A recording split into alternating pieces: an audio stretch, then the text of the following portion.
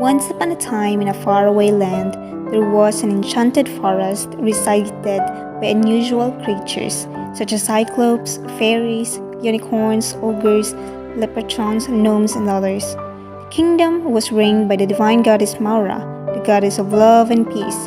Her divine parents, who is in heaven, granted her a son to be her assistant. He named the child as Jade, god of enchantment and happiness. Young Jade was an enthusiastic, adventurous, and happy kind god who looked like a human in nature. He loves roaming around, playing with other creatures. One day, he wanders around enchanted forest and accidentally got out to the passage through civilization. He was amazed as he saw an incredible place separate from his. It is the place of humanity, full of beautiful temples, buildings, tribes, and unusual practices. Out from his curiosity, he wanders around civilized place and got separated to his world. In that place, there lived a prestigious family, the Wang clan, who owns almost half of the wealth of the civilized world. Dianarah, a young beautiful woman who is wealthy, lived a miserable life of being alone without her parents. She lived a life full of guilt and vengeance. She wanted to take revenge with Wang family for killing her parents and steal the land they owned. She has no mercy, bad temper, and out of love.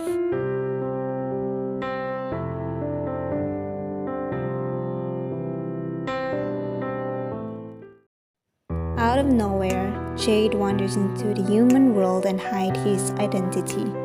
His objective is to observe the creation of his grandparents. He was so amazed that his grandparents created this incredible place together with the creatures who have high intelligence and creative. He believed that humans were the powerful creatures the gods have ever made. Along his way, he saw a tower-like castle in the forest. It was filled with blooming flowers, ornaments, and trees. He was amazed that he could not resist of going near. As he approached the gate, he observed whether someone is inside. He stopped for a moment as he heard a bending sound at his back. He smoothly turned his head. It was Dianarah pointing an arrow to his forehead, wearing a hunting suit. "Who are you? Are you a spy?" Jade looked into Dianarah's eyes. He smiled and ran away. Dianarah became sensitive and inconsiderately hit him with her arrow. Jade slowly got down and slowly his body faded. Dianarah was shocked and got curious what kind of man he was. Maura became uncomfortable and sensed that her son was in danger. In that moment, Jade's body appeared in front of Maura's throne. She cried, "River of tears," which makes the kingdom to flood. In that way, creatures felt that the queen mourned. Maura offers his son's body to the gods of afterlife. Dianarah remained curious about the man he appeared in her dream as her lover. They were sweet and living a happy life. She fell in love with the man in her dream. But when she woke up, she considered those feelings as only a dream and don't exist. Even she's anxious, she fights it back and returns to herself. Dianarah cannot believe why the man suddenly came to her dreams. She felt guilty and confused. Even existing situation, selfish Dianarah continued her plan to ruin the life of the Wang clan by stealing back what they owned. Luciana, her longtime servant, understands her condition. She lived a life full of hatred. That's why she turns out to become a monster. No one likes her, but it turns out that the people doesn't have a choice but to serve her. Goddess Maura found out that Dianarah is the responsible of the death of her son. With that, she wanted to teach her a lesson. She made her fall in love with Alejandro, a wealthy, kind young man who's the future owner of Wang clan's wealth. As planned, Dianarah fall in love with Alejandro, and Alejandro, who liked her truly since childhood, did the same. Mara made Dianarah drink love potion effective for 14 days to pursue her plan. Dianarah for the first time have a serious relationship with Alejandro. They became happy and in loved. One clan became happy of the idea since they believed that Dianarah can't bother them anymore and her world will be theirs. During her sleep, Dianarah dreamed of the man she killed. The story of their love and happiness were repeated every night. Few days after those dreams were gone, her love was now focused on Alejandro. She loved him, served him, and they shared tight hugs and warm kisses. Their love overflowed and their happiness spread all over the place.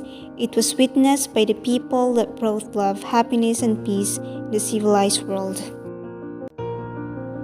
The effectiveness of potion lasted more than 14 days.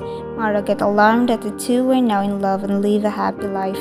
Mara said that the woman don't deserve to be happy. Out of anger, she made a powerful mirror that can bring person to their past self and erases their present personality. She asked the help of Satu, the god of underworld and punishment. Mara wanted Dianarah to be punished for killing her son, which makes her blind for forgiveness. Sato offered the beautiful queen hope and made a magical mirror for her. The mirror was placed in a magical box. Dianarah found the box in her room, and out of curiosity, she opened it and see her face in the mirror. As she saw her face, she remembers everything about her past, her enemy, and her vengeance. Her heart was again blinded with hatred because of that. She thought that Alejandro made her drink the potion to love him and get everything from her. She was angry and betrayed. Alejandro, who was ready for bed, entered the room. With excitement, he slowly entered the room and wanted to give Dianarah back. Dianarah, who was furious, was surprised having Alejandro hugging him. She stabbed him with the sharp end of the mirror's handle. Alejandro then fell down and slowly grabbing Dianarah's hand, showing his loving smile, saying, "For a short period of time, I'm able to love you in person. Hope you know that what's love and how to love."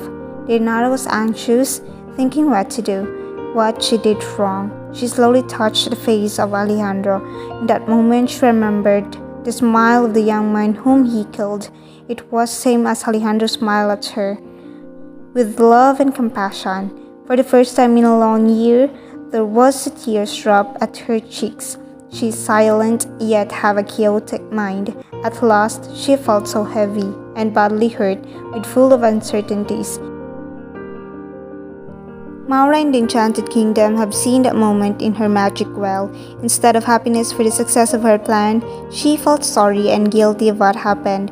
Finally, at Alejandro's hand, she saw the ring she gave to her son as a gift. She stopped and suddenly felt anxious. "Who are you?" And she then asked. At the very moment, Alejandro closed his eyes and rest in peace.